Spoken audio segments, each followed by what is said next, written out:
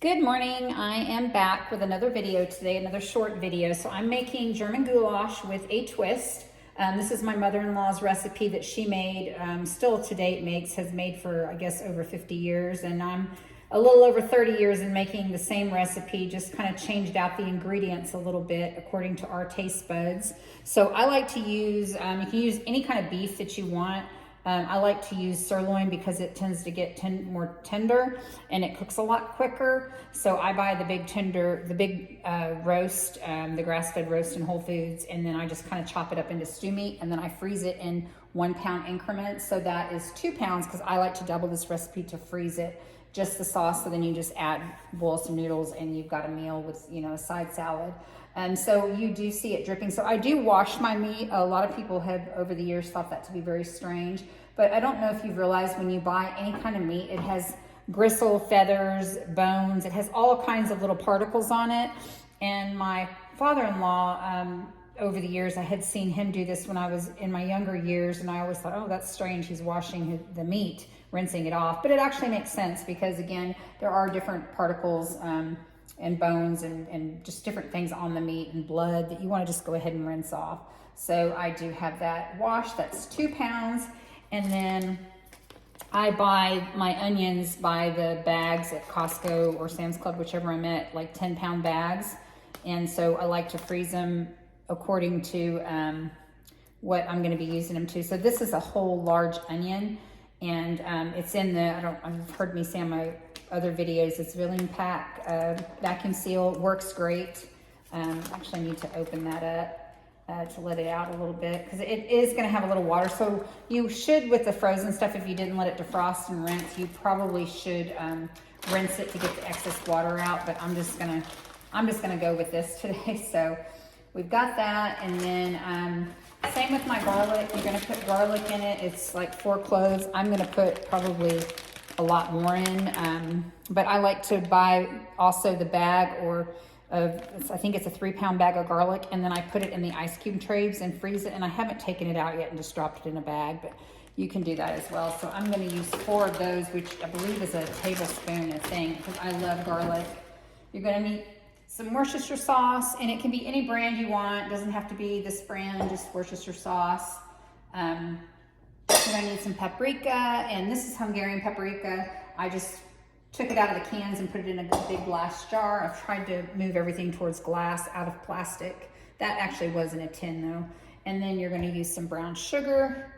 Some people have asked me if they could use honey because they don't use brown sugar. Give it a try. I don't know, or maple syrup. I'm not sure how that would go, but go for it.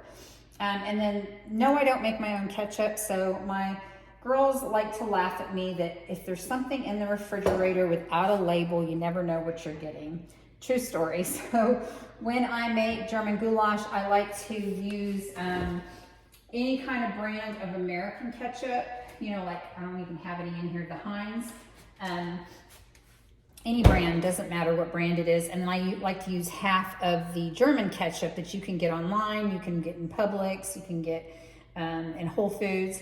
No, not in Whole Foods, in Publix. And I think Kroger's has it, and then you can get on Amazon or anywhere. But the German ketchup naturally has paprika and in it, so it's a little bit different flavor. But I mixed it just for the next time I made goulash, and this is exactly what I need. So same goes with mustard. You never know what you're gonna get with mustard. So my girls laugh about that too. So back in October, we had an Oktoberfest, and I had a bunch of different mustards, American, German, mustards out. So I didn't want 6 different containers in my refrigerator, so I mixed them all together and put them in this mason jar. So we will see what we get. I'm not sure how that's going to taste, but we'll see. And then I'm going to brown everything in a little bit of butter. I don't really like to use oil a whole lot anymore. I'm trying to get away from that. So get this going. I do have a gas stove, so it tends to heat a little bit quicker. So I'm not going to use all this butter, just enough to get us going so that I can brown the meat. I actually probably will put the onions in there first because they are wet. They're still partially frozen, so I'll probably go ahead and put the onions. So I'm doubling the recipe So I'm going to use 2 cups of onions for double the recipe. And they are chopped onions that you're gonna use. And I don't know if I'd mentioned this in other videos. The great thing about these bags, they are pricey. I think it's a box of 10 or 20, depending on what size you get, for, I think it's $20. But they are reusable, so I like to just turn mine inside out and then soak them in some dish soap, and then just kind of give them a quick wash and rinse. And then I air dry them and put them back in the drawer. Okay, so we've got that going on a medium heat. And I'm gonna pop out some of these garlics. Hadn't done this yet. Let's see how this goes. I do have the silicone ones that I think are gonna work better for doing this. Don't know how great this is gonna go, so we're gonna, oh yeah, I think it works better in the silicone, or just use a butter knife and pop it out.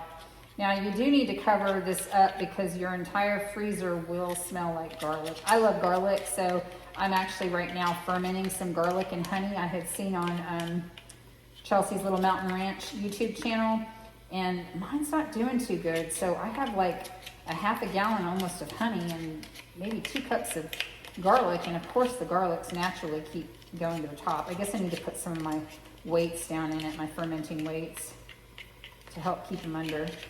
Need to do that today. Okay, so I did put 4 in there, which is about equivalent to 4 tablespoons.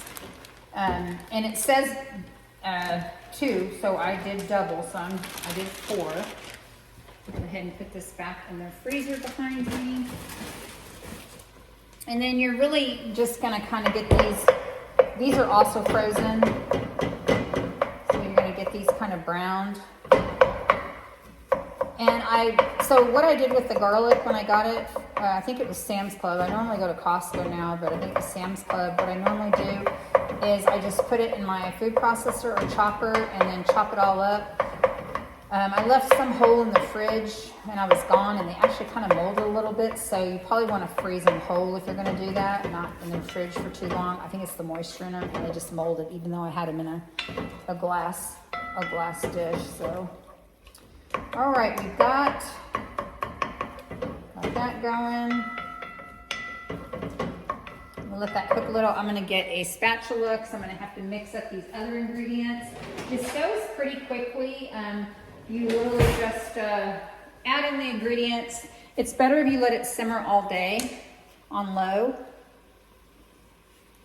I had to get a drink. It does best, the flavor's better. And then I like to use, let me find some noodles that I have here that I'm actually wanting to use. So you really can use any kind of noodles you want. I'm not going to use those. I'm actually going to use those for soup. Let me go grab some noodles so I can show you what I'm going to use with those. Okay. So you really don't want to use thin noodles. You want to use what I call kind of hearty noodles with a twist or a hole in, so the flavors, like with pasta sauce, goes in. So let me turn the light on, see if that helps a little bit.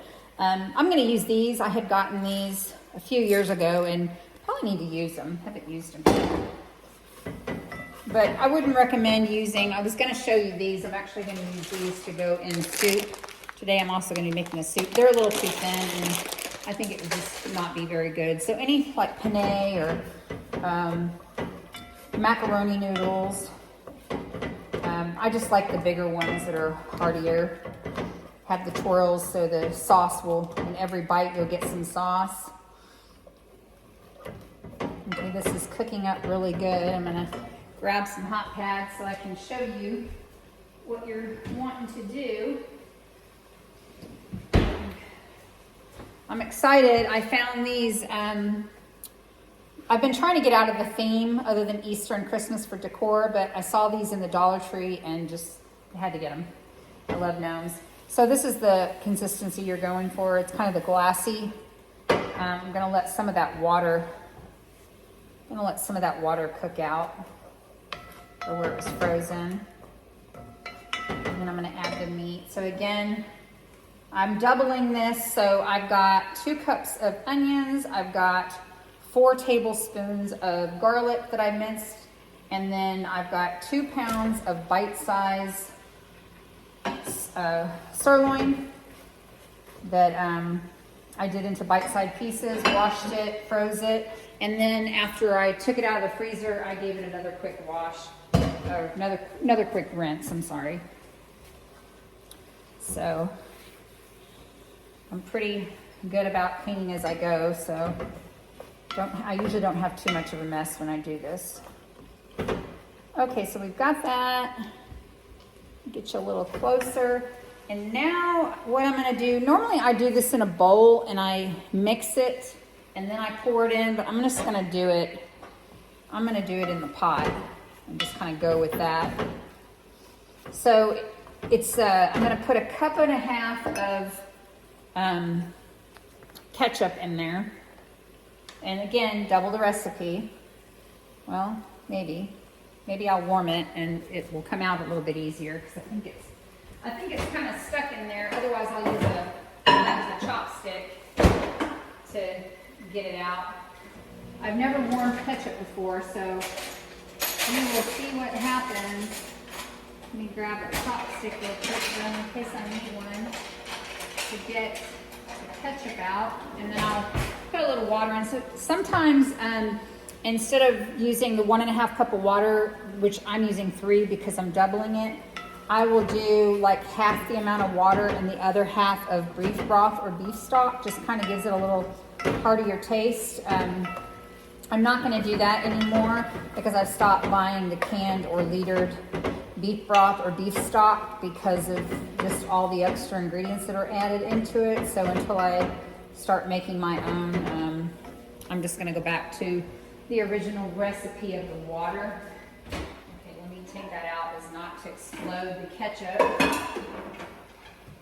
So this smells really good. I'm sorry, I said paprika. It's the German version it's the curry ketchup and it's delicious. So I'm not a big curry fan, but I love the ketchup. Just gives it an extra taste. So that is 1.5 cups of curry ketchup. Let me get some filtered water.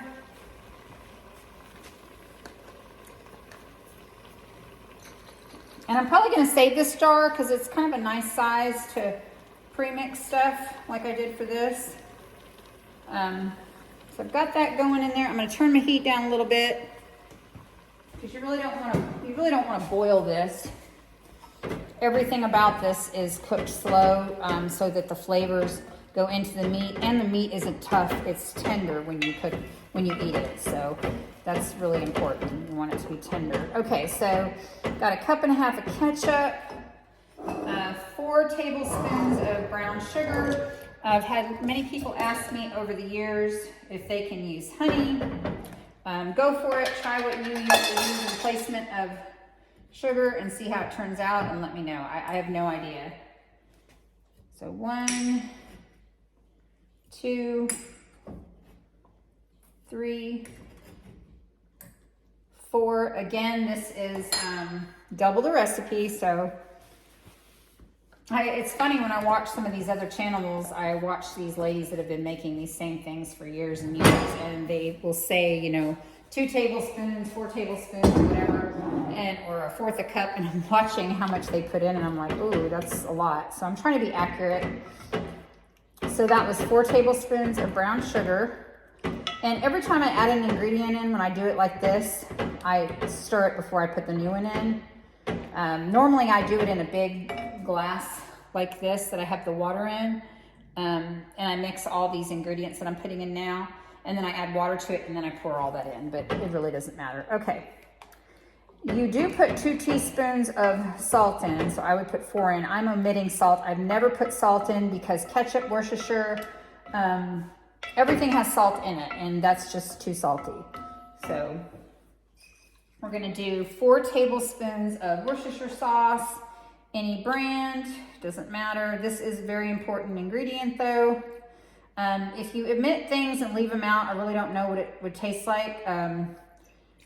I've only ever done this and it's delicious if you like Hungarian goulash. 3, 4, and I mean, of course, every now and then I put a little less or a little more if I ran out of something, but that's okay. I need to write that down. I need some more Worcestershire sauce. And I'm just stirring that up. And then on the paprika, so be very careful. Let me see if I have a sample of what I'm talking about. So, okay. Normally it comes in cans like this, what I buy, the sweet paprika. And I think I got this at World Market. Kroger's and Publix does carry that. But I had several different paprikas. I had some paprikas that I had purchased when I was in Germany. So I literally just added everything together for this go round and just had one jar instead of all these little containers of paprika. So there might be some spicy in here. I'm not sure, because I know one of the tins that I had, I accidentally grabbed spicy. So I thought, oh, I'll mix it with the regular. Yeah, we'll see what happens. I need a teaspoon, not a tablespoon. That would be pretty bad. Let's see. Half a teaspoon. Here's a teaspoon. Okay, and then we're gonna do, again, I'm doubling it, so we're gonna do 4 teaspoons of paprika. 1, 2, 3. You might as well, when you make this, if you try it, you might as well double it, because it's really good leftover, and if you're into the freezing, it freezes really well. So you just lay it out in the sink or the fridge, make you some noodles, and it's good. All right, I need to check out in my storage if I have another Worcestershire sauce. I never could say that right, Worcestershire. Okay, now the next thing is mustard. So I'm gonna use fresh mustard because I have it. I've used powder in the past. It's just kind of your preference. Go for what you want. It is a half a teaspoon, so I'm gonna use a teaspoon. Like I said, this is a little bit of different kinds of mustard, so actually need to put my little thing in here and mix this up. Some water, it's separated, and some water has gone to the top. And this is literally, I'm not kidding you. You can probably see in there, there's like 5 different kinds of mustard in here. My daughter was so funny when she came over. She's like, Mama, what's that? And I told her, and she's like, she told me this, yeah, you never know what you're getting. That's where I got that comment from. And I guess that's what happens when you get older. You try to save on some things that are kind of silly, like mustard. I mean, mustard has gone up a little bit, but okay, enough with the mustard. Putting that back in the refrigerator. So we've got the mustard. So I put a teaspoon of mustard in there. Powdered, I would probably use half, like a 1/4. So a half total if you're doubling it. This looks really good. I haven't even added the water yet. Let me show you. That's where we're at right now. Looks great. And then I'm gonna add, so this is all you do. When it's done this evening, I'll make a plate up with some noodles and I'll show you the end, and I'll post it with this video. I'll do it as the clip. And then I doubled it, so I do have a cup and a half, or I do have 3 cups of water in it. And again, you don't want to be in a hurry. You don't want to make this now and say, okay, kids, we're eating, honey, whatever, we're eating in 30 minutes. You really want this to simmer. You could probably even put it in a crock pot. I've never done that on low all day, like mix it up the night before, or the morning of before work or something, and then put it on low, because the longer you cook it, or like I said, the leftovers the best, the better it's going to taste. And this probably won't be any leftovers, so. Okay. So I'm on day 3 of fasting, so this smells delicious and really good. And I'm doing the, I think it's the 18-6, which actually hasn't been that hard because I usually eat breakfast and dinner, but I'm trying to eat basically from 3 to 9 is my window. So this is what it looks like with the water added to it. And that is filtered water, so you're gonna wanna make sure it's filtered so you don't have any additional flavors. Okay, so I'm gonna put the lid on this and I'm gonna simmer it. I've got it on medium low. So we've got that simmering, and I'm gonna get this stuff cleaned up, and I'll be back with the finished product sometime this evening. All right, we are back with the goulash. It is done. It's been simmering all day. It's been simmering, I guess, for about 6 hours on low. I thickened it with a roux with unsalted butter. So I used 1/4 cup of unsalted butter and 1/4 cup of flour, and then just kind of let that cook on the stovetop until the butter melted, and then the flour got some flavor to it and not just like a raw flour taste. And then I added a little bit of the juice from the goulash to thicken it, and then I just put it all in here, and this is what we got. It's the consistency you want to pour over noodles. And then you can see here on the noodles why, if you have the twirly ones or ones with, and these are actually hollow as well, like penne, the sauce goes up in it, so you get a flavor with every bite. I'm gonna get this put on a plate and make up a salad, and then I will post a photo with the rest of the video. You all have a great evening.